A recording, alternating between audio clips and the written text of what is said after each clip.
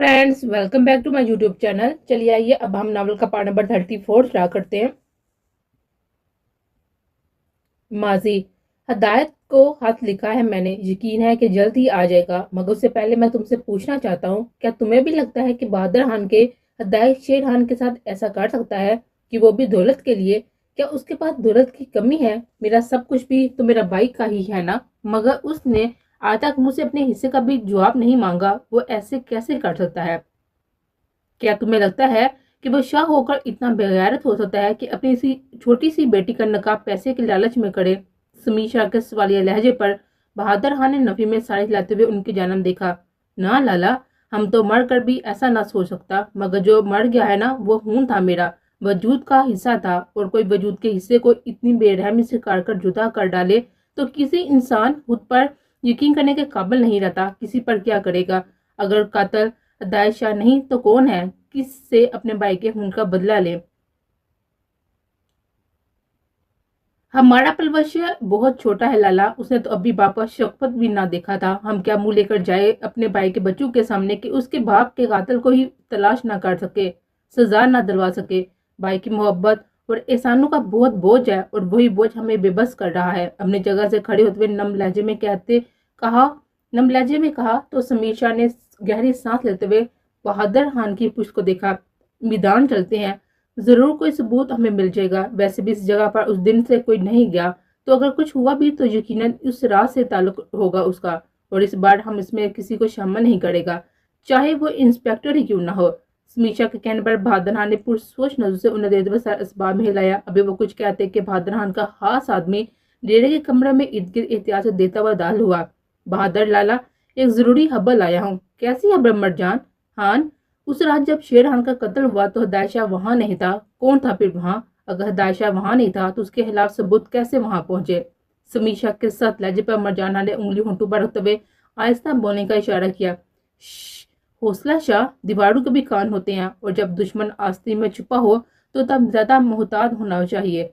शेर खान का कत्ल जिस वक्त हुआ, ट्रेन यहाँ से जा चुकी थी, और उसके बाद अगले 3 दिन तक कोई ट्रेन कराची नहीं गई, जबकि हदायत को जो आर्मी का हाथ मिला था उसके मुताबिक उसे शाम ड्यूटी पर पहुंचना था। अगर वो कत्ल करके छुपता भी तो 3 दिन बाद ड्यूटी पर पहुंचता, जो कि वो हरगिज नहीं कर सकता था। और सबसे अहम बात, बादाम कुल को इंस्पेक्टर जब्बार के साथ देखा गया है। कत्ल वाली शाम और के बाद एक मुजरिम को पुलिस वाले से कैसा शराना हो सकता है? वो मतलब बादाम कुल?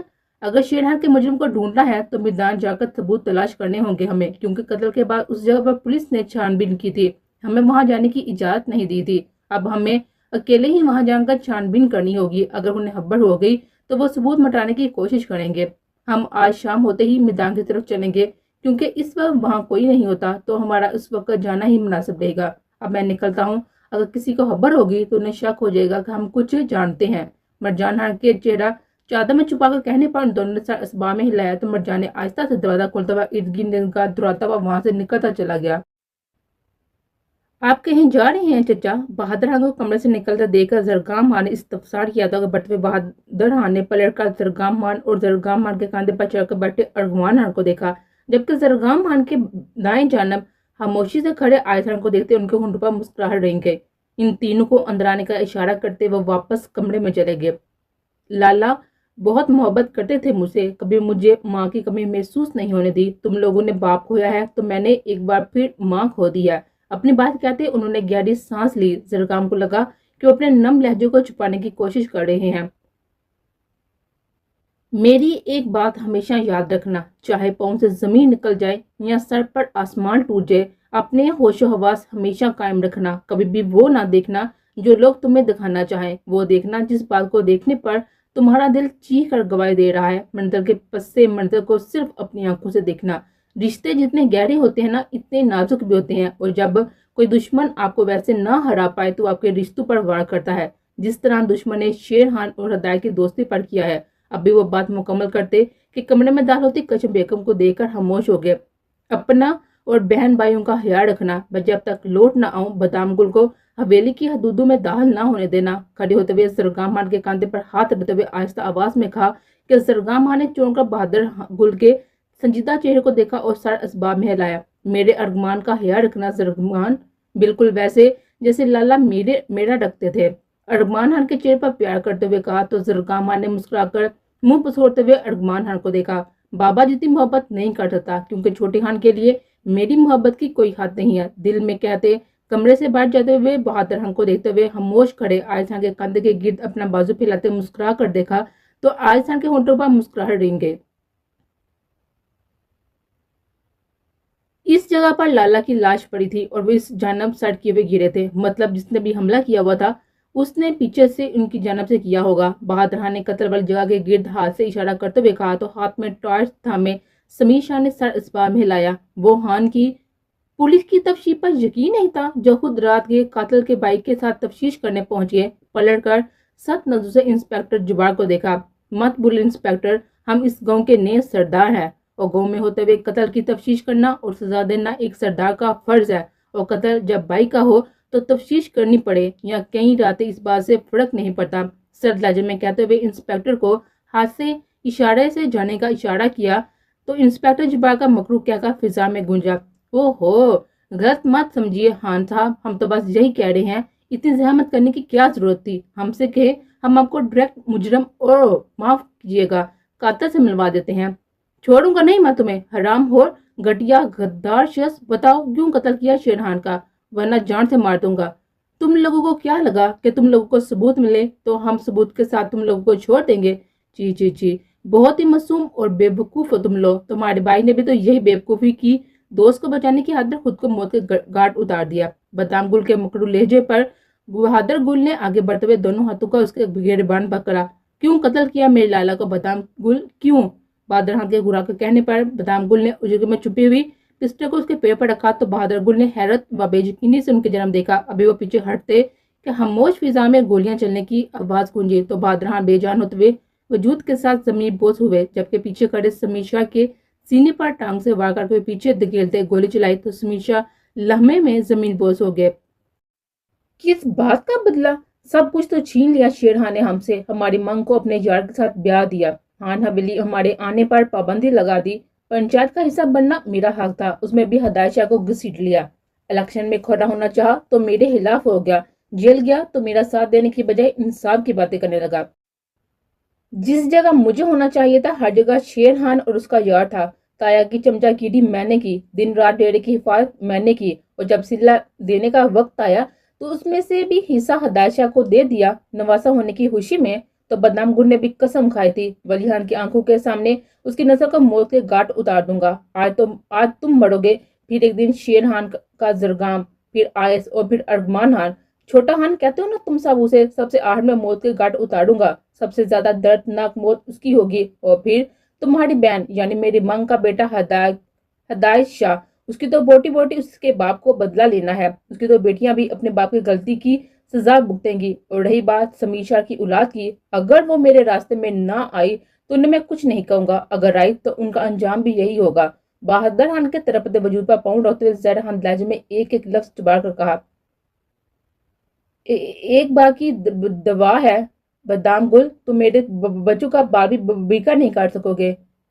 अंजाम इबरतनाक होगा। मेरे बेटे अपने बाप और चचा के खून का बदला लेके रहेंगे इंशाल्लाह।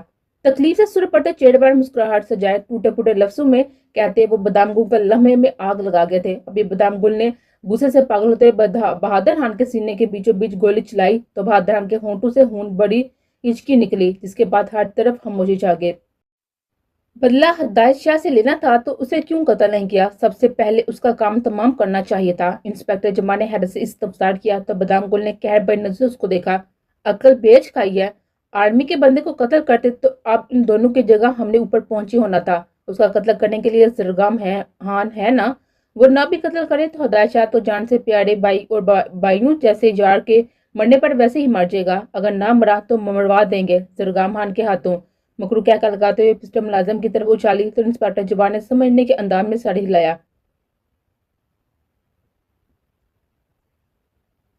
एक क़यामत थी जो फिर से हवेली वालों पर टूटी थी। दोनों हवेलियों में मातम का समा था। पुलिस सबूतों के साथ इस कत्ल को लड़ाई का नाम देकर खत्म कर चुकी थी, जबकि दोनों खानदानों के सरबराह तो जमीन तले जा सोए थे। अपने दो जवान बेटों की मौत के गम में ने वली खान को बेजान कर छोड़ा था। मुकद्दस बेगम ने तो बहुत कोशिश की मुबीन बेगम और आयस को हवेली से निकालेंगी, मगर खानदान की दूसरी औरतों ने मुक़द्दस बेगम को बहुत मुश्किल से समझाया कि ये मामला बाद के लिए रख ले। जबकि ज़रगाम खान कभी गम से ना डाल रोते बिलखते अरमान खान को देता और कभी बाबा बाबा करती हुई इम्तिसाल खान को, जबकि चचा की मुंह से दिल फटने को था। दुनिया में आप कोई उसे चाहने वाला, समझने वाला, मोहब्बत करने वाला कोई बचा ही कहाँ था।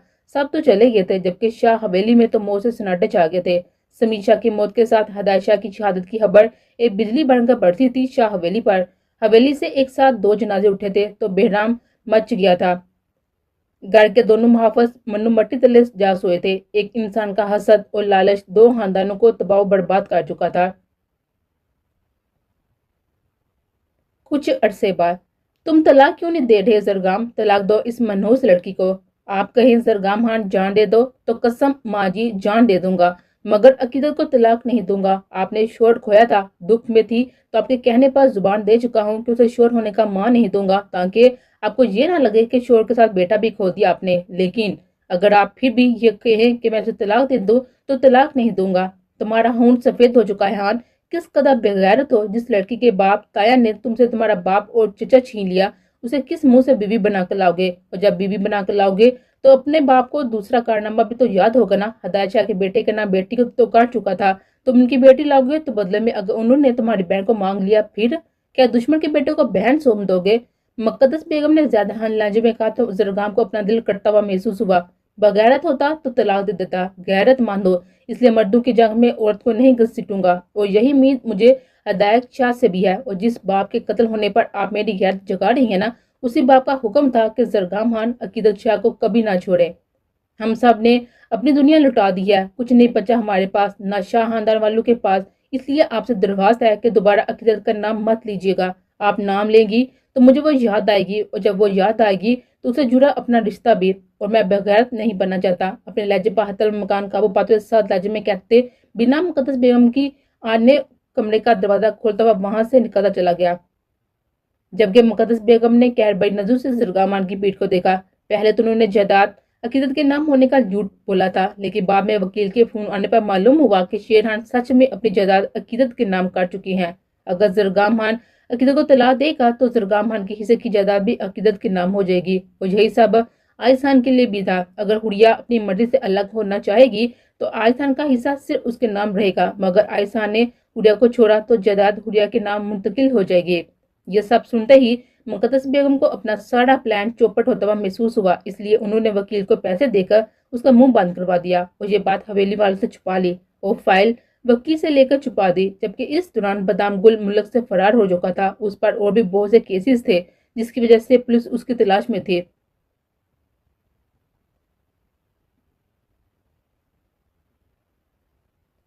कुछ अरसा बाद, तुम अकीदत को रहने दो हदायत, लड़की जात का बाहर जाना मुझे पसंद नहीं है। हलीमा बेगम ने बैग पैक करते हुए हदायत शाह को देते हुए कहा तो हदायत शाह के होंठों पर तलख मुस्कुरा रही गई। आप चाहती हैं कि मैं अपनी बहन को रोज आन हवेली वालों से जलील होने के लिए छोड़ जाऊं, तो ऐसा मुमकिन नहीं है माँ।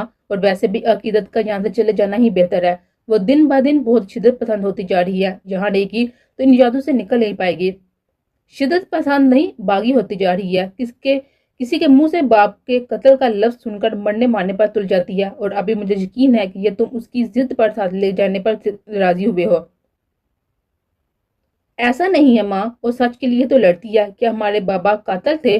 नहीं ना। तो फिर वो कैसे अपने बाप के लिए कातिल का लफ्ज बर्दाश्त कर ले? उसकी जिद पर नहीं, उसे काबिल बनाने के लिए लेकर जा रहा हूँ। अगर कल को हमारे बाप को कातिल कहे तो उसकी जुबान खींच ले। कोई रिश्ते अपने रिश्ते के लिए स्टैंड ले सके, अपने शोर की आंखों में आंखें डालकर अपने बाप की बेगुनाही साबित कर सके।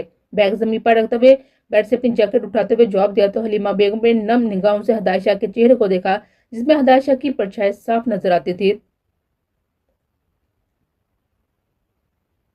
ज़रगाम है। बेहराम शाह ने गाड़ी झटके से रोते हुए गर्दन तिरछी करते हुए पीछे बैठे हदायत शाह को बताया। हदायत शाह की नजरों के ताक़त में देखती अकीदत शाह ने एक नजर ज़रगाम खान की ऊंच चलती आंखों में देखते नजरों का रुख बदला तो गाड़ी के बाहर से ये मंजर देखते हुए ज़रगाम खान ने सहती सी मुठियां बेची। तुम रुको, मैं बात करता हूँ। बेहराम शाह को गाड़ी में बैठने का इशारा करते हुए हदायत शाह बाहर आए तो ज़रगाम खान ने कदम आगे बढ़ाए।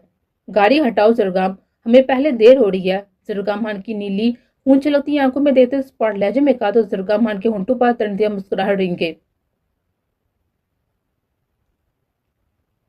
میری بیوی کو میری مرضی کے بغیر میری حدود سے باہر لے جانے کی ہمت بھی کیسے کی تم نے ہدایت شاہ؟ کون سی بیوی درگامان؟ وہی جسے تم نے اپنی زندگی سے نکال باہر کیا، یا وہ جسے تم کبھی شور ہونے کا مان نہ دینے کی زبان دے چکی ہو؟ بیوی نہیں رہی وہ تمہاری، وہ صرف اور صرف ہدایت شاہ کی بہن ہے، اور اپنی بہن کو کہیں بھی لے جانے کے لیے مجھے تمہاری اجازت کی ضرورت نہیں ہے۔